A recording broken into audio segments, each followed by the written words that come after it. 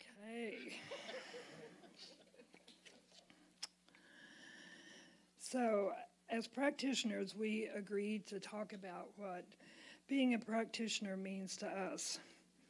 Now, I'm not going to try to convince you to become a practitioner. Only you and your guidance know what's right for you. I would like to share some of what I've learned, though. Our theme this month, Pieces into Peace, is fitting because peace is a state of being that I feel a lot more often than I used to. When I was considering becoming a practitioner, I asked Connie Moore, who had recently completed her practitioner training, what the training was like. And she said, well, it's like taking your heart out and holding it in your hand and then poking all the sore spots. And that's pretty much what Practitioner 1 was like. The classes have changed now. When I graduated, it was Practitioner 1 and 2. So, but by the end of that year, I had learned so much about myself and healed most of those sore places. Mostly, I learned that I am not my story. I am not the less than honorable things that I've done or that have been done to me. And that we are all deserving of compassion. We are all deserving of forgiveness.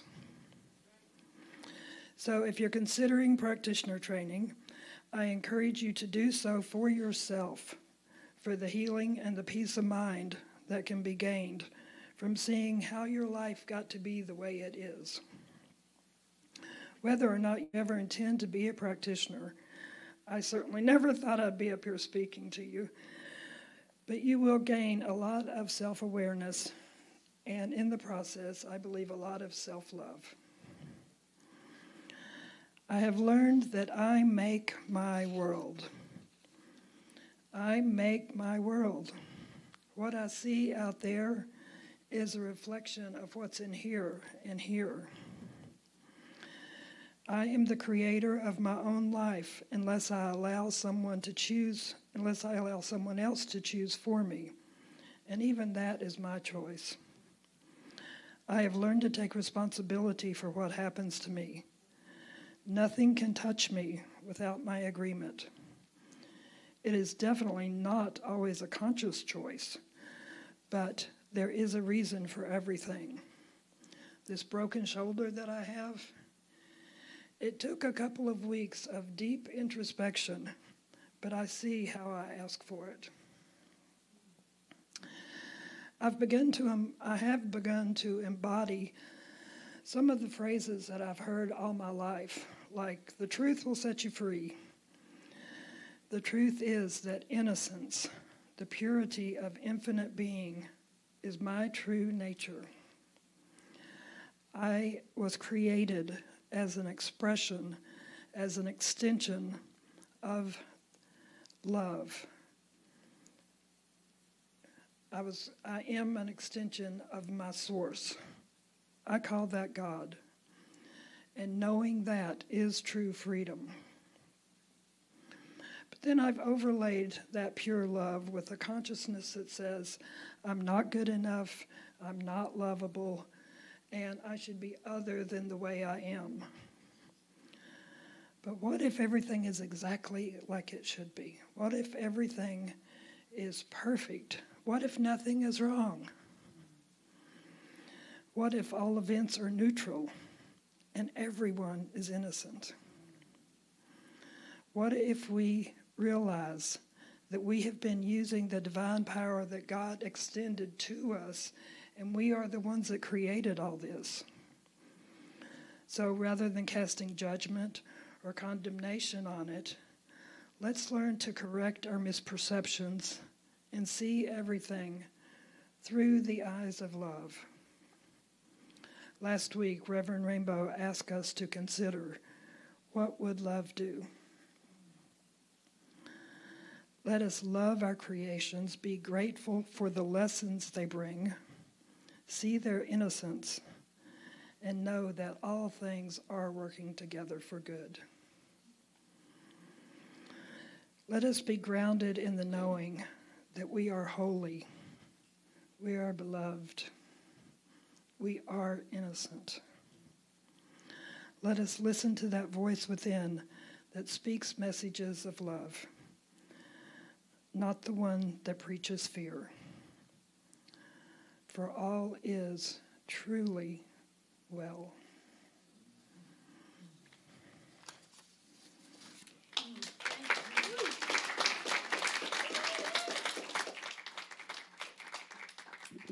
Beautiful. Thank you. Okay, now I have to make sure this thing sits upright. Hi, my name is Patty. My pronouns are she, her.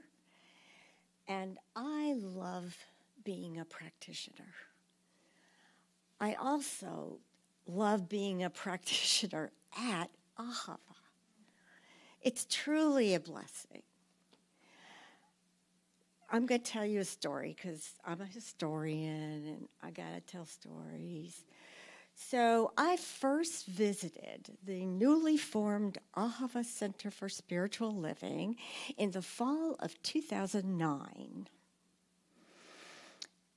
They were meeting at a little church on the other side of town, kind of an evangelical church that needed to get some income, and we shared different hours for our services. Now, the thing I say next is that this was hard for me to go into the center on a Sunday morning. I was raised Presbyterian and drifted away from that and gradually sought broader spirituality. And I studied and loved so many traditions: Buddhism, Hinduism, Native American Hopi philosophy. I had a whole other list in my head, but lots. And I was highly skeptical of anything that resembled a church.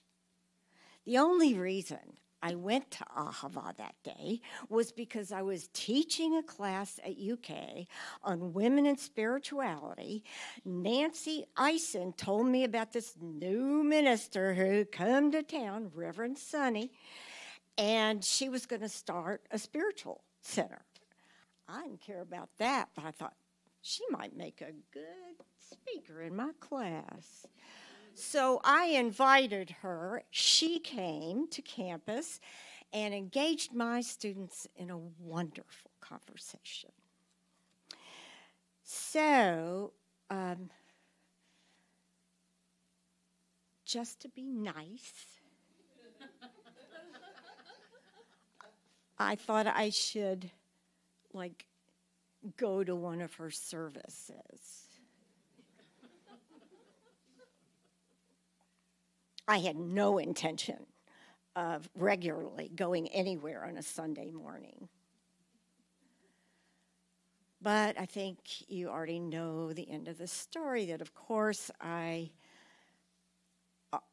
called me, it drew me in, I began going to every service, and then we moved into this building, and we painted and hammered, and a few of us went out and bought a refrigerator. It's still in the community room. Keep working. So I took classes here. I embraced Ahava as my spiritual home. For 2 years, I took every class I could, but I wanted more. And prac trading was the next step.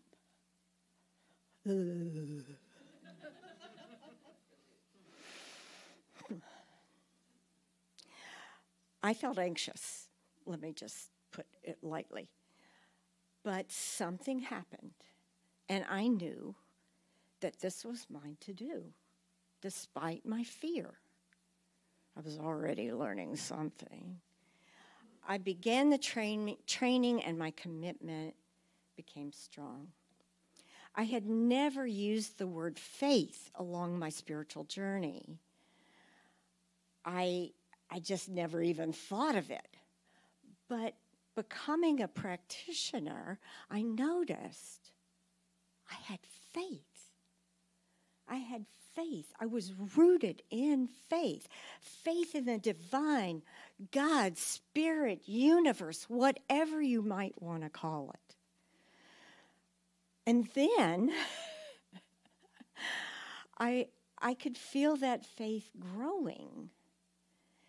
And I loved praying. That I still love praying so much because I could see and feel the results, which in turn strengthened my faith. And I was going to tell you about how lost I get in step 3 of the prayer treatment, but I'm going to save that for another day. I call it the juice step in the prayer. Now, practitioners generally consult with their own practitioner on a regular basis. Through my monthly meetings with Deanne, I began to gain confidence about doing sessions with clients. I came to love the process of collaborating with someone who wants life to be different or who wants to go deeper. A prac session with someone, a practitioner, is a divine communion. And we show up as expressions of that divine energy and do powerful inner work together. Seeing a practitioner is for everyone, no matter what you want to change or how you want to grow. And I still have a once-a-month session with my practitioner. Why do I do that? It feeds me. When I can't see it, the thing that's blocking me or worrying me or getting in my way, she can. And I am so grateful for her support over all of these years. The other part of this experience is being a practitioner, as Nancy talked about. This calling is fulfilling, heartfelt, sacred, joyful. It is an inspiring way to serve your community and deepen your faith. Ask any of us practitioners about our lives as practitioners. And as Nancy hinted, consider that this might be a possible path in your life. Thank you for hearing me. Namaste.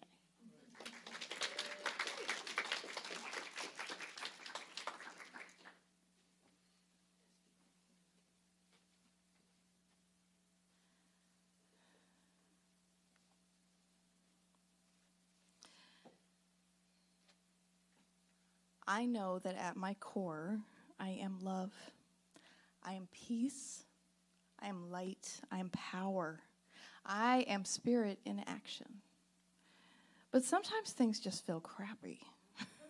And I'm going to get real here for a minute. I just wanted to say that I've had a lot of those times this past year. And it's that ongoing stress that kind of gets your foundation that Marianne was reading about in the reading earlier. And it's been hard this year. It's been hard. It's not all been hard.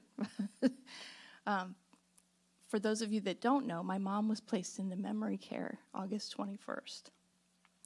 And that's been hard. You know, they don't call it the long goodbye for no reason. And so we are grieving her.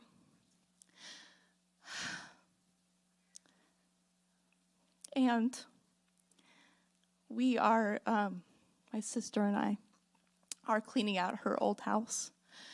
And that's been a process. It's been a beautiful process because my mom was quite a collector. And she has some beautiful things. So both physically and emotionally, it's just been a lot of stuff at once. And that's been keeping me very busy, and we've had a lot on our plates. And also, as some of you know, I turned 50 in July. Yeah. And I know I'm not the only one here who did, or who turned 50 not that long ago. We talked about this, my practitioner and I, because my body and my mind is changing. Biology, right? Hormones, brain fog. I looked that up. That's actually a thing. But, yeah, so that and what's been going on with Mom when I last spoke to my practitioner, she helped me see that even though I am young and I am healthy, right? 50's the new 30. 70's the new 50, that's what I hear. And yeah, I know a lot of inspiring people in their 70s. So I don't normally fear that change, but there has been a grief process involved. I'm grieving this change. And that is okay. That is grief as well. And of course, all this stuff, full-time job, and then the political tensions in the world right now. And this year has been a lot. It's just been a lot. So thank you for hearing me on that. But I will tell you that while I was training to be a practitioner, we talked about this thing called spiritual whitewashing, this tendency to avoid showing your authentic emotional state, because I don't like to cry, and especially in public, I don't like to feel vulnerable. And to cover up what you're really doing with spiritual epithets like, I'm doing fine, I know my truth, I'm pure peace and light, and it's all good, instead of ever acknowledging what's going on for you in your life. That's the spiritual whitewashing part. And there's nothing wrong with affirming you're good, but this is doing that instead of ever truly feeling what I'm going through. So learning not to do this has been a huge part of my inner work as a practitioner. And it's involved a lot of growth. And there's such power in letting things out, and there's nothing to be ashamed of with it. I had a moment in Marie Ann's book study. I don't know if you remember this, but it was very powerful, and she's an amazing teacher and facilitator, by the way. This was the Untethered Soul, I think, a while ago. And it was terrifying thinking of getting upset and crying in front of people. And so I think I've come a long way with that. But I will say that what normally this looks like for me, this taking a minute to go within and just feeling my feelings, naming and identifying my feelings, is what I call morning pages, which came from Julia Cameron's The Artist's Way. And I write for about 10 to 15 minutes, if I can, every single morning, if possible. And that's probably my most important spiritual practice, because it helps me walk myself back to love, back to peace. And that's where I want to live.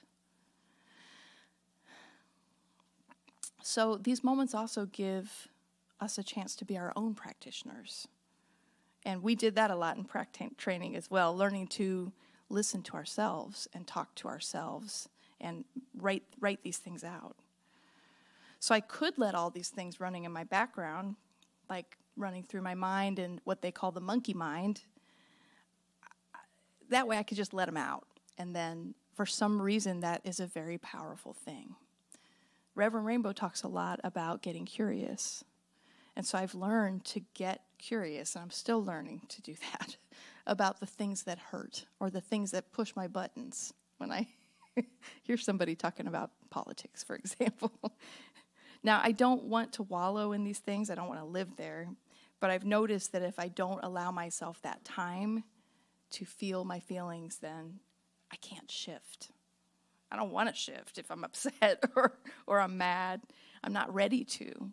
So giving myself permission to be able to feel for a minute and admit that to someone else especially can be very powerful and empowering. And then I can figure out what I really want.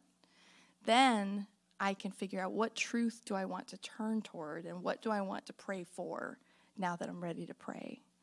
Or what can I have a practitioner speak their word for me, stand in the gap for me if I don't feel ready to pray yet myself. That's what practitioners can help you do, and that's what's so powerful about taking the time it takes to feel your feelings. I have an example, and I ended up writing a song about it. So I'm going to get my guitar over here and just play a little song. Yep. This is called, hopefully this will, hold on one second. Okay. This is called Unmade Bed. Oops, sorry about that. So sorry about that. Okay, I think we fixed it. So I teach from home, so I have a little bit of a break in the morning, and I just felt off that day. I was having one of those days where I was having some brain fog issues, and I was walking around the house, and I walked by the bed, and the bed wasn't made, and that's kind of unusual for me to not make the bed, because you might have seen this too, that YouTube where the guy from the military says, you should make your bed every day and you'll feel like you've accomplished something. And for some reason, I didn't do that morning. But anyway, I walked by the unmade bed and I looked at it and I thought, that is how I feel. I feel just like that unmade bed. And then I thought, well, that's a song. I'm going to use that in a song. So I'm going to play that for you.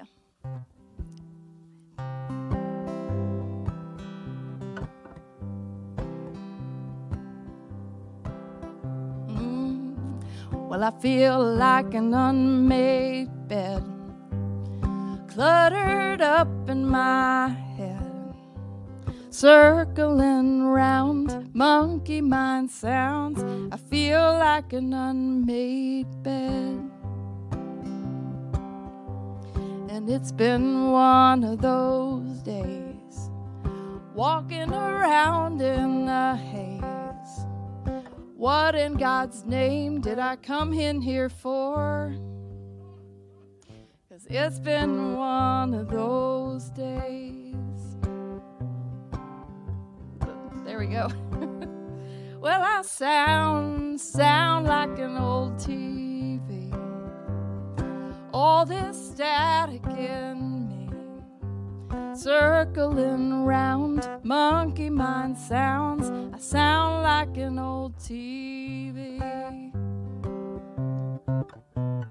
But old TVs can play, change the channel and pray, and rest from the hustle and know, oh, I'll fall back into the flow. My rabbit ears can tune, I'll catch the signal and swoon. My feet on the floor, rest a little more, figure out what on earth I came in here for. When I feel like an unmade bed, cluttered up in my head, I hear you, my dear, there's nothing to fear. When I feel like an unmade bed, when I feel like an unmade bed.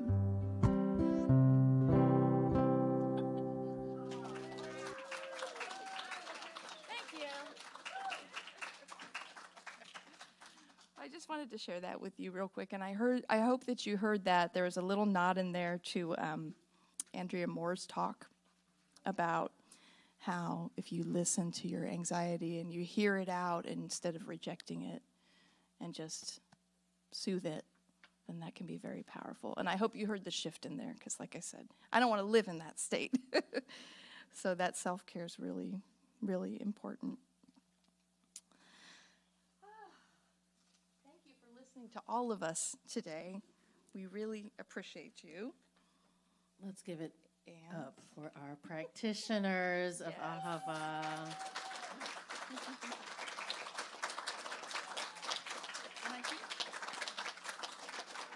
We're inviting all our practitioners back up as well as we pass a prayer. And Marie Ann's going to start us out. So now's the time that we are moving into prayer. And so I invite you to take a deep breath and either close your eyes or focus on something in the room as we enter into this space of timelessness. As I affirm that there is only one life, and that life is God. That life is love. It is perfect. It is my life now. It is the life of this community called Ahava, and the life of everything we know.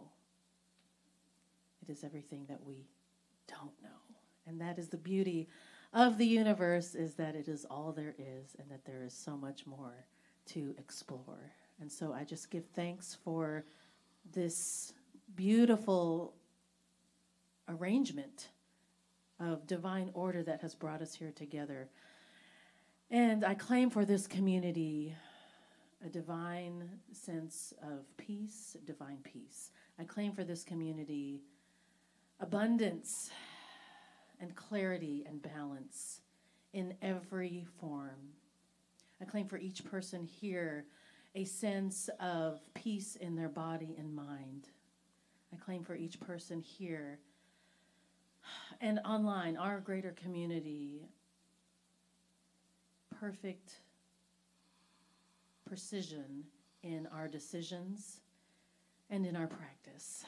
That there is nothing to fear, there is only good, there is only God. And so with this, I give thanks and I pass my prayer to Nancy. Yes, there is truly only God. God is all there is. And that must mean that right where we are, God is. For there we cannot be outside of all that is. The love that God is exactly what we are, the power, the peace. All that God is, we are. God extended itself. God